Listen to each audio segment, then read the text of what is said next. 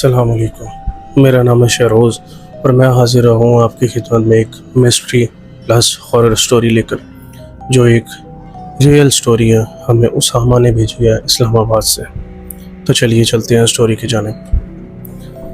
उसामा कहते हैं कि जब हम रावलपिंडी में नए घर में शिफ्ट हुए, सब कुछ ठीक लग रहा था। एक पुराना सा अपर पोर्शन था, स्टेयर्स नैरो थी और हाफ वे में सीपेज की स्मेल थी। लेकिन रेंट इतना कम था कि हमने बिना सोचे ये घर कबूल कर लिया। पहली रात नॉर्मल थी, दूसरी रात में कुछ ख़ास नहीं हुआ। रात के 2 बजे, तीसरी रात की स्टोरी है।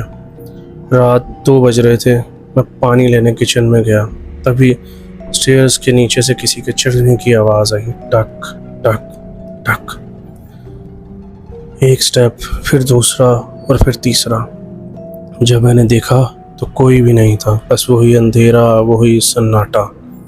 सुबह मैंने अपनी वालिदा को बताया। उन्होंने कहा कुछ नहीं होता बेटा, शायद नींद में कुछ महसूस हुआ होगा। पर मुझे तो पता था ना कि वो एक हकीकत थी। अगली रात जब मैं वॉशरूम से निकल के अपने कमरे की तरफ जा रहा था तो स्टेयर्स के नीचे एक कॉर्नर में सफ़ेद सा साया गुजरा, इतनी तेज़ी से जैसे किसी ने सफ़ेद दुपट्टा पहना हो।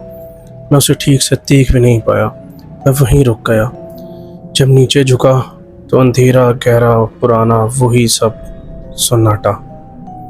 5वीं रात सबसे अजीब थी। मैं रात को उठकर वॉशरूम गया और फिर वापस आया तो देखा स्टेयर्स की शेप बदल चुकी थी। वो सीधी लाइन में थी ही नहीं, उनका एक कॉर्नर राइट टर्न ले रहा था और एक लेफ़्ट, जैसे मेज़ होता है। मैं कुछ देर वहीं खड़ा रहा और सुबह जब मैंने अपनी वालिदा को बताया और उनको अपने साथ स्टेयर्स की जानिब लेकर गया तो स्टेयर्स अपनी जगह पर वापस आ चुकी थी। उसी वीक माँ को बुखार आ गया। मैं उनके कमरे में बैठा था उनके लिए पानी लेकर, तभी हॉल के डार्क कॉर्नर से एक आवाज़ आई, निकल जाओ। आवाज़ ना ज़्यादा ऊंची थी ना धीमी, बस इतनी कि रूह तक जाए। मैं टॉर्च लेकर कॉर्नर तक गया।